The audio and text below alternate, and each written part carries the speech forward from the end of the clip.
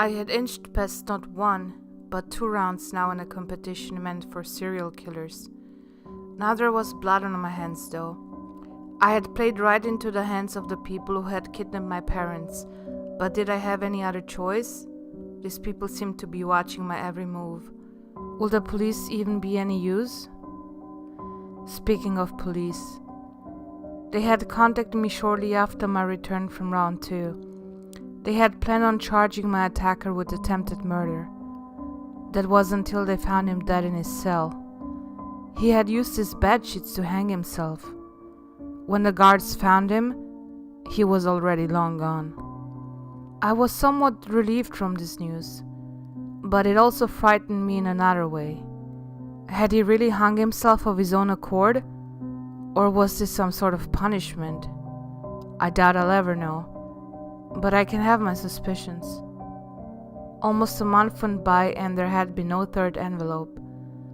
I was starting to go stir-crazy. These people still had my parents, and I had killed someone. I had reported my parents missing as soon as I had returned home, but of course the police had come up with nothing so far.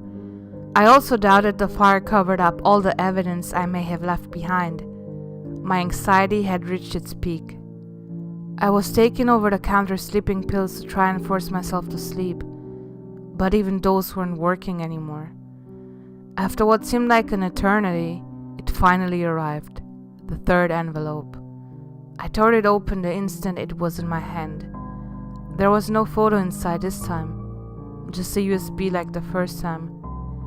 I'm not sure if I really wanted to see another photo of my parents being held prisoner, but I did want some sort of proof that they were still okay. It was highly possible my parents were already dead, and if that was the case, I didn't want to play this game anymore. I placed the flash drive in my PC once again. This time I decided to try something. I wasn't sure what it would accomplish exactly, but I wanted to try. I pulled out my phone and hit record. I clicked on the single video file and it began. Congratulations to everyone once again. We're down to our final 16 competitors. Going forward, there will no longer be hunters and hunted. Each round will pose a new challenge. For this round, each of you will be given an address. Once this video has concluded, you will have 24 hours to reach the address, and once there, you will receive further instructions. No outside weapons will be allowed this round. We will be watching. As for the blood bonus, competitor number 47 eliminated their opponent by inflicting so many minor cuts that they eventually bled out entirely. We have to admit, we were quite impressed. They will receive their bonus at their marked location. For the rest of you, good luck. That wasn't the end of the video though. After the distorted voice stopped speaking, I was shown an actual video. It was my parents. They were no longer tied to chairs. They were huddled together in a corner. They had chains connected to their legs. There were trays of food in front of them. They were both still alive, but it was obvious they were absolutely terrified.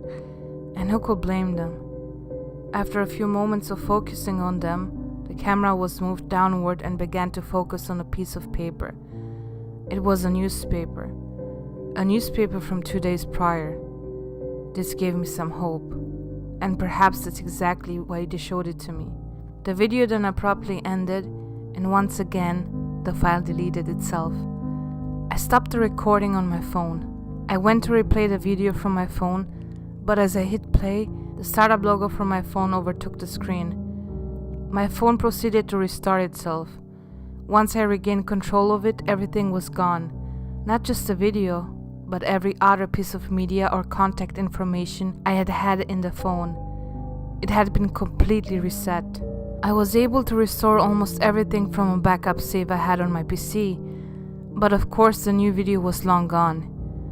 I was beginning to understand how hopeless of a situation I was in. After I finished restoring my phone, I received a text message. It was of course the promised location. It was around a 20-hour drive away. I would have to leave almost immediately.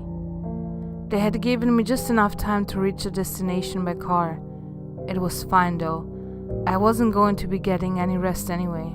I packed some clothes and set off. They had mentioned no weapons, so I didn't have to worry about finding something useful this time. At this point I knew they had eyes everywhere, so trying to sneak in something would only backfire on me. After minimal stops for gas and bathroom breaks, I arrived at the marked address, with an hour to spare as well. It was quite a large building. I'm not sure what its purpose was. It didn't make sense. This building was completely out of place. It was in the middle of nowhere. The closest town was about an hour away. It didn't look very old, but it was already abandoned. I had been instructed to park on the backside of the building.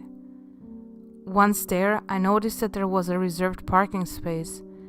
There was something strapped to the sign in front of the space, however. I pulled in and approached the sign. The item attached to the parking sign was a tablet. It had a timer on it. It was seemingly counting down the hour I had left to arrive. I tried operating the tablet, but it didn't cooperate. It seemed like I would have a little time to relax before receiving my instructions. I rested my eyes while I waited for the timer to tick down. It would have been a bit ironic if I fell asleep now. Luckily, that didn't happen. I opened my eyes just as the timer was about to hit 0. Once it did, the tablet opened up and began to play a video. This is what it said. Welcome. We're glad to see you made it on time. You are probably wondering why we instructed you to come here. The building in front of you will be your arena for this round. Your matchup for this round is on the opposite side of the building. Any weapons you find inside the building will be viable for this round. Any use of outside weapons will result in disqualification.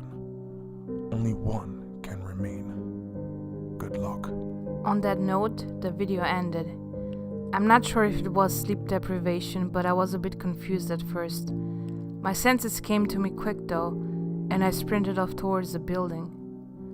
I didn't want to run into my opponent too early, so I searched for a staircase first, and climbed a couple flights of stairs. The building was 10 stories high, so I climbed to the 5th and began to look for some sort of weapon. The rooms were mostly empty. Finding a usable weapon wasn't easy. I managed to find a decent-sized pipe in one of the bathrooms on the floor. I also found drawing stars by one of the windows on the floor, but I had no experience with them, so I left them. I wouldn't be able to make use of them, and they would just take up space. It seemed like this floor was a dud. I went back to the staircase and climbed 2 more floors. Lucky number 7, right? And just before I entered the door, I heard the door at the bottom of the staircase swing open. It looks like my opponent was done with the first floor. I prayed it had been a dud, like my floor had been. The 7th floor would turn out to be quite lucky after all. In the corner of one of the empty rooms was a wooden baseball bat with a gift ribbon attached to it. I dropped the pipe in exchange for the bat. The pipe was heavier, but the range of the bat was much better, and it was much easier to grip onto. In one of the rooms that appeared to be an office space, I found a satchel containing an assortment of smaller knives. As long as my opponent hadn't found something crazy like a gun, then I thought I had a decent chance. I wasn't sure if I should confront him now, or continue searching for something better. That would also give him time to search though, and I had no clue what weapons he had already picked up. I decided I would search the 10th floor, and after that I would confront whoever I was up against. When I entered the 10th floor, I was immediately greeted with a new weapon. It was a bow. There were only 2 arrows next to it. I had never shot a bow before, unless video games count. I had to take it though. This was my best chance at a ranged weapon. I searched the rest of the floor, but there didn't seem to be anything more useful than what I already had. As I was making my way back to the staircase, I began to hear footsteps. Someone was approaching. I quickly found a corner to hide behind and waited. When I heard a person reach the top of the stairs, I peeked around the corner. The person I was looking at was a very large man. He looked like he could be an NFL linebacker. He was wearing a hockey mask, and in his left hand was a machete. Seriously? I got caught up in the moment and stared too long, because soon enough, his eyes locked with mine. He raised the machete and pointed it at me as he slowly began to walk towards me. I took this opportunity to string the first of the 2 arrows. I aimed it directly at him and fired. He didn't even try to dodge, but he didn't need to. The arrow veered off to the side, coming nowhere close to the man. It turns out shooting a bow is much harder than it looks in video games. I made the executive decision to run further back into the floor. As I began to do so, I felt a sharp pain in my right leg. I almost immediately tripped and I found myself on the floor. On the ground, I could now see the throwing stars sticking out of my calf. Maybe I should have taken them after all. I could tell it was in quite deep, and I wouldn't be able to run. The men continued to get closer. I had no choice but to attempt to use the second arrow. I pulled it back as he was only about 10 feet away. This time I managed to hit him directly in the center of his chest. This didn't seem to faze him too much, however. He continued menacingly walking towards me. Was this guy actually Jason? I began to scoot myself backwards as I tried to think of something I could do. It was no good. Soon the man was standing almost directly over me. He moved his machete overhead and began to swing it down. Last second I was able to move the baseball bat in front of the swing. I'm not sure what wood this bat was made out of, but it was able to withstand the blow from the machete. The machete was now lodged halfway into the bat. I used this miracle as an opportunity to use my good leg to kick the man in the groin as hard as I possibly could. This caught him off guard and he toppled over to the ground for just a moment. That was all I needed. I jumped on his back like a wild animal. As I pulled one of the knives from my satchel, I began to stab the man over and over. I continued to stab him even after he went limp. It wasn't until I noticed the blade had come dull that I finally stopped. I rolled over and took a good look at my leg. The scar was even deeper than I first thought. I bit down on my shirt as I slowly began to pull it out. It was the most painful experience I've ever had. Once the scar came out, my leg began to spew blood. I cut off part of my shirt and used it to hold together the wound on my leg. It would have to do for now. I will have to stitch it up later myself. I painfully limped my way down 10 flights of stairs back to my car. When I got back in my vehicle, the tablet I had been given was now flashing. I opened it to find my victory message. That was a close call, but you managed to pull it off. We're excited to welcome you to round 4.